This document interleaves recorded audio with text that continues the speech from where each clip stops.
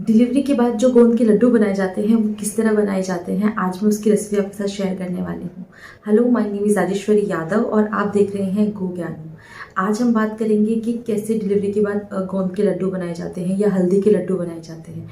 और ये जो रेसिपी है ये मेरी मम्मी की है, क्योंकि मेरी अभी भतीजी हुई है। तो मम्मी ने भाभी के लिए जो लड्डू बनाए हैं मैं उसकी रेसिपी आपके लिए लेके आई हूँ। ये लड्डू आपके लिए बहुत ज़्यादा फ़ायदेमंद होते हैं, क्योंकि इसमें गोंद होता है। हमें हर चीज़ लिमिट में खानी चाहिए, बट हमारे यहाँ रिवाज है कि वहाँ बहुत सारे एक बड़ा डब्बा भर के लड्डू बनाए जाते हैं, जिसको कि जो ब्रेस्ट फीडिंग हो या ना हो उनको खाने होते हैं सारे, ताकि उनको फ्यूचर में जाकर कोई भी कमजोरी ना रहे, जो कि अगर आफ्टर डिलीवरी अगर उनको कोई कमी हो गई हो शरीर में तो वो पूरी हो सके। तो चलिए स्टार्ट करते हैं कि गोंद के लड्डू कैसे बनते हैं।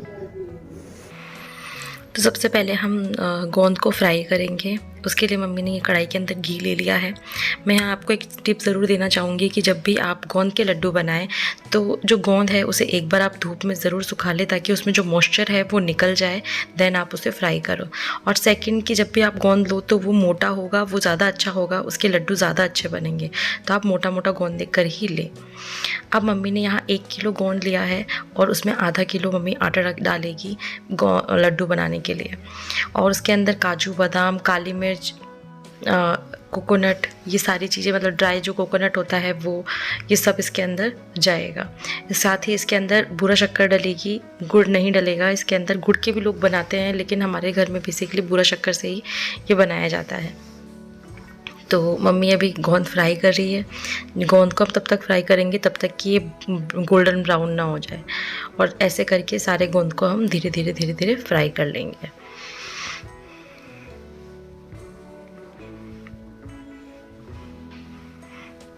और मैंने साइड बाय साइड ये कोकोनट कद्दूकस करना स्टार्ट कर दिया था, और साथ में सारे सामान लेके बैठ गई थी। जैसे किशमिश हो गई।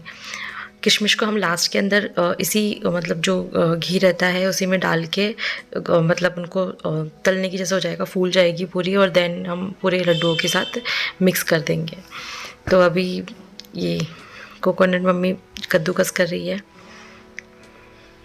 अब जब हमारा गोंद सारे फ्राई हो चुके हैं तो हम दोबारा फिर से घी लेंगे और हम अब इसके अंदर हम आटा सेकेंगे।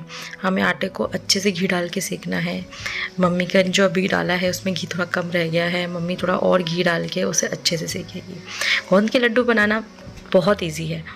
बस आपकी गोंद जो है वो अच्छे से जब फ्राई हो जाते हैं और आटा बहुत अच्छे से सीख जाता है, तो ये दो ही चीज़ें सही से हो जाए तो फिर आपके गोंद के लड्डू बहुत अच्छे बनेंगे। क्योंकि आटा अगर कच्चा रह जाएगा तो उसमें वो टेस्ट नहीं आ पाएगा, और अगर गोंद भी सही से फ्राई नहीं होगा तो भी लड्डू अच्छे नहीं बनेंगे। बाकी चीज़ें कम ज़्यादा कुछ भी हो चलता है, बट ये चीज़ें होना सही से फ्राई होना ज़रूरी है। अब मम्मी इसको अच्छे से मध्य आंच में उनको भूनेगी, क्योंकि ज़्यादा तेज़ आंच में भूनने से वो उसका कलर तो चेंज हो जाएगा लेकिन वो पकेगा नहीं है, उसमें टेस्ट नहीं आएगा। इसलिए हमेशा मीडियम हीट पर ही आप जो आटा है उसको सेकें।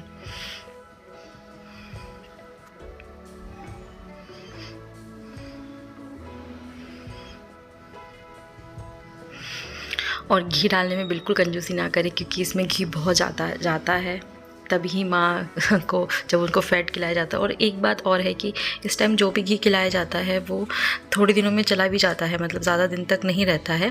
बट वैसे हमें कम खाना चाहिए, बट हमारे है ऐसा रिवाज, सबको खिलाया जाता है, तो इसके पीछे कोई ना कोई लॉजिक तो ज़रूर होगा। तो अभी मम्मी सेक रही है आटा।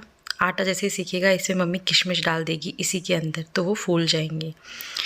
जैसे अभी ये सीख चुका है तो मम्मी इसी के अंदर में वो शूट नहीं कर पाई, इसके अंदर अब सीधा वो किशमिश डाल देंगे तो किशमिश हाथों हाथ फूल जाएगी। देन हम जो प्रॉपर पूरा घोल बनाएंगे, हम पूरा सामानों को इकट्ठा कर लेंगे। जैसे अभी मैं बड़ी सी तगारी लेके बैठ गई हूँ, परात टाइप। अब इसके अंदर मैं एक एक करके सारे सामान डालूँगी।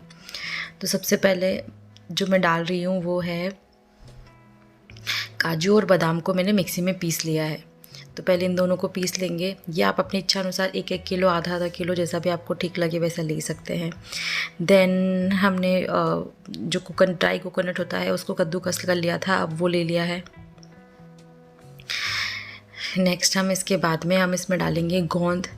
हमारे यहाँ फोड़ के गोंद नहीं डालते हैं, कई जगह इस गोंद को बिल्कुल फोड़ के डाला जाता है, लेकिन हमारे यहाँ साबुत गोंद डाला जाता है। तो ये मैंने गोंद डाल दिया है। अब इन सबको अच्छे से मिक्स करके मैं इसमें ना बूरा डाल दूँगी। जो बूरा शक्कर होती है वो इसमें अभी ही मैं डाल दूँगी। हम इन सबको अच्छे से मिलाएंगे। उसके बाद जो कढ़ाई के अंदर जो आटा सिक रहा है उसमें सीधा किशमिश डाल के और फिर इसके अंदर हम डाल देंगे। तो देखा मैंने अभी ये डाली है। अब इसको अच्छे से मैं मिक्स कर लूँगी। देन अब सिर्फ आटा डालना है। काली मिर्च मम्मी मंगवाना भूल गई थी, अदरवाइज़ हम काली मिर्च को पीस करके इसमें काली मिर्च डालने से भी बहुत अच्छा होता है, क्योंकि काली मिर्च आँख के लिए बहुत अच्छी होती है। अब ये मम्मी ने देखो इसमें किशमिश डाल दी, तो किशमिश सारी फूल चुकी है आटे के अंदर ही। और अब मम्मी इसको मिक्स कर लेगी। अब यहाँ मम्मी एक नहीं बल्कि 2 तरह के लड्डू बनाएगी। एक सिंपल गोंद के जो लड्डू होते हैं वो, और दूसरे होते हैं हल्दी के लड्डू। हमारे यहाँ हल्दी भी खिलाई जाती है। तो इसी मिक्स में हल्दी डाल के मम्मी थोड़े से लड्डू हल्दी के बनाएंगी और बाकी गोंद के बन जाएंगे लड्डू। अब हमें सिर्फ इस मिक्सर को अच्छे से मिक्स करना है। देन हम चख के देख सकते हैं कि इसमें कुछ कम ज़्यादा तो नहीं है। अगर जो भी कम ज़्यादा हो, मैं बेसिकली शुगर ही होगी जो कम होगी, तो वो हम देख लेंगे कि कितनी कम है या ज़्यादा है, उस अनुसार हम उसको ठीक कर देंगे। क्योंकि अगर शक्कर ज़्यादा हो गई है तो हम आटा सेक के और डाल सकते हैं, गोंद तल के और डाल सकते हैं। अब मम्मी हल्दी डाल रही है इसमें।